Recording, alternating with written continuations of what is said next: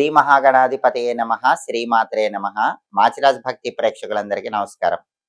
June 1వ తేదీ నుంచి జూన్ 10వ తేదీ వరకు మేషాది ద్వాదశ రాశులకి 10 రోజుల ఫలితాలు ఏ విధంగా ఉండబోతున్నాయో, ఏ గ్రహాలు అనుకూలంగా ఉన్నాయో, ఏ గ్రహాలు వ్యతిరేకంగా ఉన్నాయో, అనుకూల గ్రహాల అనుకూలత రెట్టింపు చేసుకోవటానికి, వ్యతిరేక గ్రహాలు ఇచ్చే వ్యతిరేక ఫలితాలు తగ్గింపజేసుకోవటానికి ద్వాదశ రాశుల వాళ్ళు ఎలాంటి పరిహారాలు చేసుకోవాలో, ఏ దేవీ దేవతల ఆలయ దర్శనం చేసుకోవాలో, ఏ మంత్రాలు జపించుకోవాలో, ఏ స్తోత్రాలు పఠించాలో, ఎలాంటి ద్రవ్యాలు దానం ఇచ్చుకోవాలో, సకల దేవతా స్వరూపమైన గోమాతకు ఎలాంటి ఆహారం తినిపించాలో, ద్వాదశ రాశుల వాళ్ళకి ఈ 10 రోజుల్లో రాశి ఫలితాలు ఏ విధంగా ఉండబోతున్నాయో ఈ వీడియోలో మనం తెలుసుకుందాం. జ్యోతిష శాస్త్ర పరంగా మీ వ్యక్తిగత జాతకాన్ని పరిశీలింపజేసుకోవాలంటే ఎవరైనా సరే 9399990660 ఈ నెంబర్కు మాత్రమే వాట్సాప్లో మెసేజ్ చేయటం లేదా కాల్ చేయటం చేయాలి. ఈ నెంబర్ తప్ప మాకు ఏ నెంబరు కూడా అఫీషియల్గా లేదు. చాలామంది నా శిష్యులని చెప్పుకొని అనేక మందిని వేల రూపాయలకు మోసం చేస్తున్నారన్న విషయము నా దృష్టిలోకి వచ్చింది. కాబట్టి ఎవరు కూడా అలాంటి మోసాలు నమ్మకండి. చాలామంది నా వీడియోలో కొంత భాగం కట్ చేసి షార్ట్ లాగా వేసి దానిపైన వేరే నెంబర్ ఇచ్చుకొని ఆ వేరే నెంబర్కి కాల్ చేస్తే ఉచితంగా జాతకం చెప్పబడునని చెప్తూ వేల రూపాయల మోసం చేస్తున్నారు. గురువుగారి శిష్యులని చెప్పి చాలామంది నమ్మి మోసపోతున్నారు. అలాంటి మోసాల నుంచి అందరూ బయటపడండి. మరొక్కసారి చెప్తున్నాను, 9399990660 ఈ నెంబర్ తప్ప, ఈ ఫోన్ నెంబర్ తప్ప ఇంకా ఏ ఫోన్ నెంబరు కూడా మాకు లేదు. మీరు ఏ ఫోన్ నెంబర్ సోషల్ మీడియాలో కనిపించినా సరే ఈ నెంబర్ తప్ప, నా వీడియో ఉన్నా సరే, జ్యోతిష్యం చెప్పబడును అని ఉన్నా సరే, గురువుగారి శిష్యులమని చెప్పినా సరే నమ్మకండి. నమ్మి ధనాన్ని మోసపోకండి. దయచేసి అందరూ కూడా ఈ సోషల్ మీడియాలో మోసాలకి దూరంగా ఉండండి. ఆ మోసాల నుంచి బయటపడండి. మీ డబ్బులు కాపాడుకోండి. తదుపరి వృశ్చిక రాశి. వృశ్చిక రాశి వాళ్ళకి జూన్ 1వ తేదీ నుంచి జూన్ 10వ తేదీ మధ్యలో గ్రహాల సంచారాన్ని బట్టి 10 రోజుల ఫలితాలు పరిశీలిస్తే సూర్యుడు 7వ స్థానంలో వ్యతిరేక ఫలితాలు ఇస్తున్నాడు. కాబట్టి వృశ్చిక రాశి వాళ్ళు ఆఫీస్లో ఏ వర్క్ కంబైన్డ్గా చేయకండి. మీరు ఇండివిజువల్గా చేసుకోండి. కంబైన్డ్గా చేసుకుంటే మీరు ఎవరితో కలిసి వర్క్ చేశారో క్రెడిట్ మొత్తం వాళ్ళకి వెళ్ళిపోతుంది. కాబట్టి ఇండివిజువల్గా మీరు వర్క్ చేసుకొని మీ వర్క్ చూపించుకునే ప్రయత్నం చేయండి. రాజకీయాల్లో, అగ్రికల్చర్ ఫీల్డ్లో కొన్ని ఒడిదుడుకులు అయితే కనిపిస్తూ ఉంటాయి. ఆఫీస్ పాలిటిక్స్ అయితే కనిపిస్తూ ఉంటాయి. అప్పుడప్పుడు హెల్త్ ఇష్యూస్ ఉంటాయి. హెల్త్ విషయంలో కేర్ఫుల్గా ఉండాలి. సప్తమ రవిదోషం తొలగిపోవాలంటే సూర్యుడికి అధిష్టాన దైవం విష్ణుమూర్తి కాబట్టి వృశ్చిక రాశి వాళ్ళందరూ కూడా ఓం నమో భగవతే విష్ణవే అనే మంత్రాన్ని రోజు 21 సార్లు చదువుకోండి. విష్ణు పంజర స్తోత్రాన్ని వినే ప్రయత్నం చేయండి. గోధుమలు నానబెట్టి బెల్లంతో కలిపి ఆవుకు పెట్టడం, లేదా కేజంబావు గోధుమలు ఎర్ర వస్త్రంలో కట్టి పంతులు గారికి దానం ఇవ్వటం చేయండి. సప్తమ రవిదోషం నుంచి బయటపడవచ్చు. సూర్యుడు అనుకూలిస్తాడు. అలాగే బుధుడు 8వ స్థానంలో వృశ్చిక రాశి వాళ్ళకి వ్యతిరేకంగా ఉన్నాడు. అష్టమ బుధ దోషం ఉంది. అష్టమ బుధ దోషం ఉన్నప్పుడు ఏం జరుగుతుందంటే విద్యార్థులు ఎంత బాగా హార్డ్ వర్క్ చేసినా రావాల్సిన మార్కులు రావు, తక్కువ మార్కులు వస్తూ ఉంటాయి.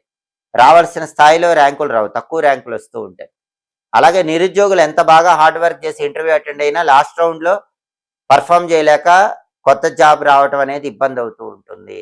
అలాగే వ్యాపారస్తులు కూడా ఎంత బాగా బిజినెస్ చేసినా రావాల్సిన లాభం కనిపించదు. విద్యార్థులకి, నిరుద్యోగులకి, వ్యాపారస్తులకి అష్టమ బుధ దోషం ఉండటం వల్ల ఈ రకమైనటువంటి వ్యతిరేక ఫలితాలు వస్తూ ఉంటాయి. అవి తొలగిపోవాలంటే బుధుడికి అధిష్టాన దైవం గణపతి కాబట్టి వృశ్చిక రాశి వాళ్ళు ఒకసారి గణపతి ఆలయానికి వెళ్ళండి, దర్శనం చేసుకోండి. రోజు వక్రతుండాయ హుం అనే మంత్రం 21 సార్లు చదువుకోండి. సంకటనాశక గణేష స్తోత్రం వినండి.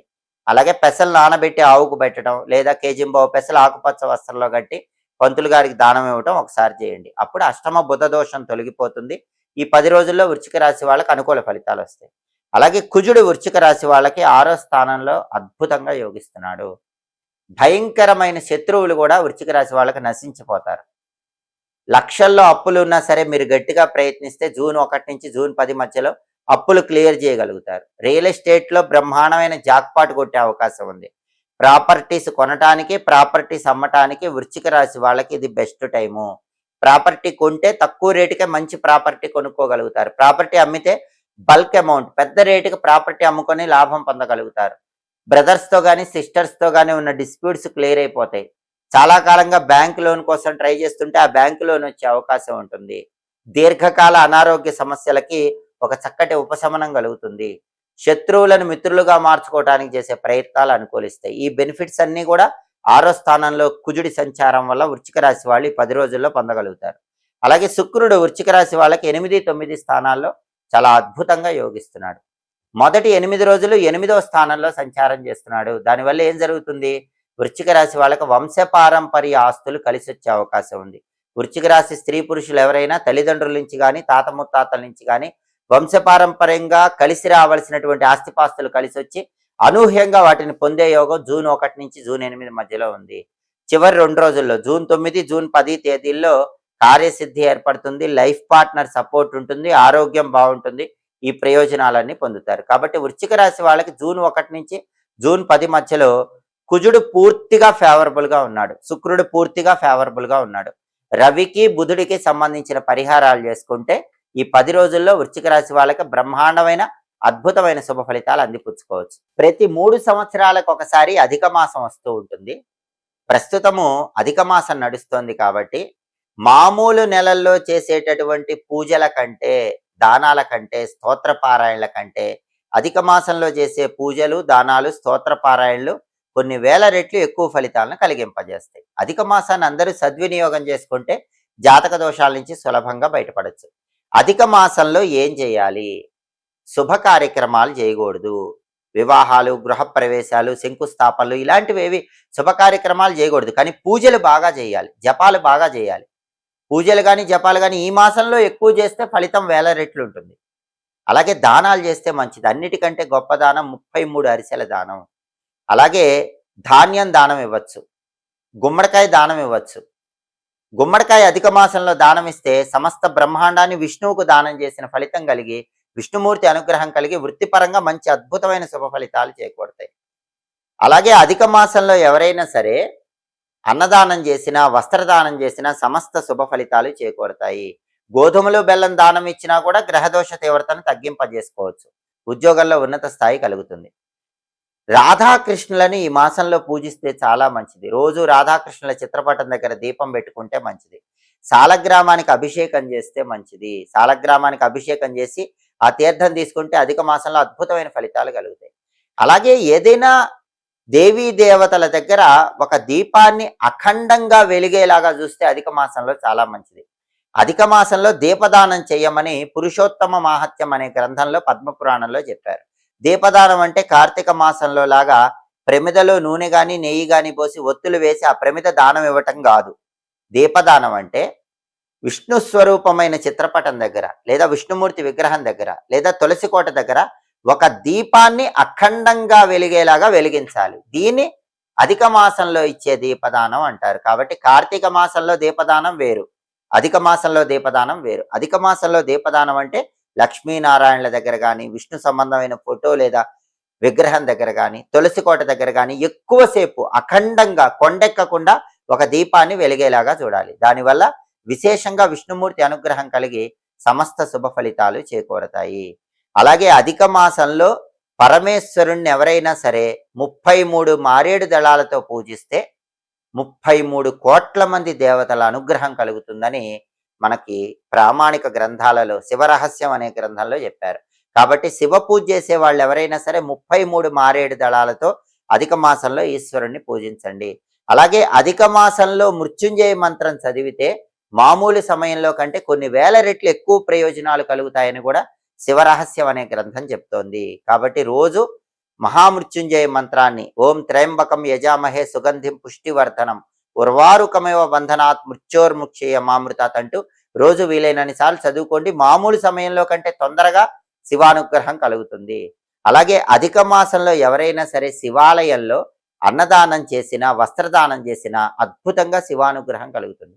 అలాగే శివాలయ ప్రాంగణంలో గొడుగు దానం ఇస్తే కూడా చాలా మంచిది. దానివల్ల కూడా విశేషంగా శివానుగ్రహానికి పాత్రలై గ్రహదోష తీవ్రతను తగ్గింపజేసుకోవచ్చు. అసలు అధిక మాసంలో ఒకసారి విష్ణు సంబంధమైన క్షేత్రానికి వెళ్ళి దర్శనం చేసుకుంటే మామూలు సమయంలో కంటే కొన్ని వేల రెట్లు విశేషమైన ప్రయోజనాలు కలుగుతాయి.